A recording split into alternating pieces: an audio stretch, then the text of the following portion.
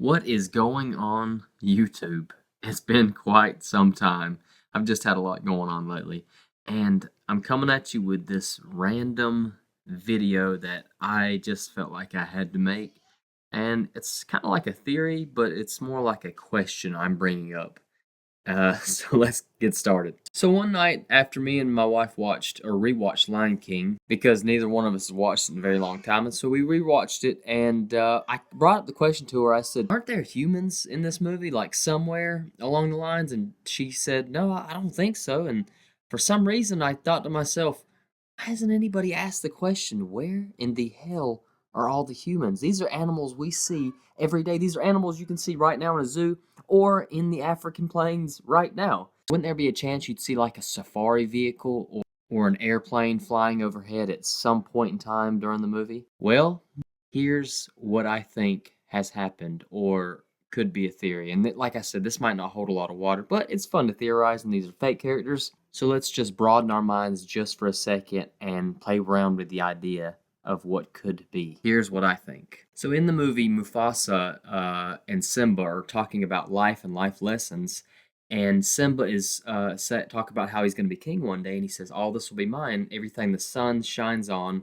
will be mine." And then he looks over at this dark area he called the Dark Place and says, "What about that?" He says, "You must never go there." All the landscapes and places, this is the one place that is just very different, and it's smoky and it's gloomy and it looks much different than all the areas around it, and it's dead. So this sounds like knowledge that was passed down from generation to generation down to Mufasa, and then Mufasa is explaining to Simba about the shadow place or this dark area like they called it in the movie. So in turn they must have had knowledge about this for a very, very long time, right? So further on in the story, Simba ends up sneaking to the dark shadow area where Scar lives, and you can see in these scenes it looks very smoky, dead, and it's like a graveyard, and it's got a bunch of elephant bones and a whole bunch of other types of corpses just laying around, and everything's very smoky and similar to if you were to see the aftermath of a nuclear explosion. Yes, this is what I'm saying. I'm saying there could have been humans and they could have been wiped out. They could have wiped out themselves, and now nature is taking back over. And it has maybe been 2 to 3,000 years later, and stuff is still kind of trying to rebuild. And all these animals are starting to most likely gain more intelligence. That's why they're actually speaking to each other and talking about how pride is. I mean, this is a stretch to begin with, but it's actually, yeah, some of it kind of makes sense when we're actually talking about animals that can speak, and we're not hearing their inner monologue, we're seeing them speak out in words, and they're most likely just they're evolving because they have nothing else to hunt them or drag them down. Nature is going back to the way it was before humanity was actually risen. And this next point I'm about to bring up will make a whole lot more sense about it. So we get to Scar's actual home, his place where he lives in this boneyard in the dark place or the shadow area, and there's this ominous green light always apparent in the background. And there's these hits of green goo or green smoke just always sitting around when he's talking to the hyenas, his kind of minions.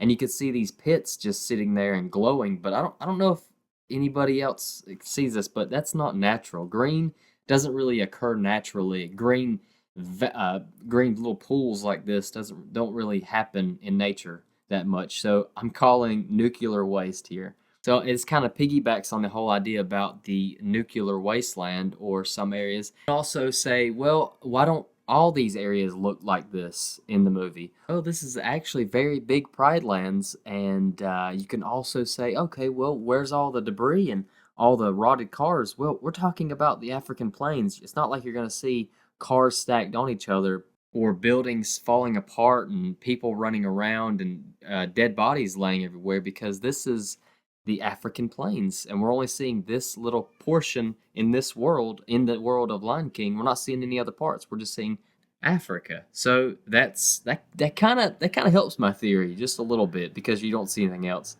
And like I said, this whole video is a stretch, and I'm not used to doing Disney-related stuff, but I just know there's a lot of theories related to the Disney universe altogether and Pixar and stuff like that, and I just wanted to put my own 2 cents in and kind of just try something new and see how that worked. And but all in all, this theory does it make sense, you guys? I mean, because I've actually never really heard anybody ask the question, uh, are there humans in The Lion King, or do they exist in The Lion King, or does Lion King exist while another movie's going on? Maybe like Pocahontas, which that was actually my second theory when I was talking to my wife. So with all this being said, I'm gonna leave the evidence as is, and I'm gonna let everybody else be the judge. And am I going out on too much of a limb here by asking the question? Because these are just Disney-related characters, and this none of this makes sense or even matters. But is it something to bring up?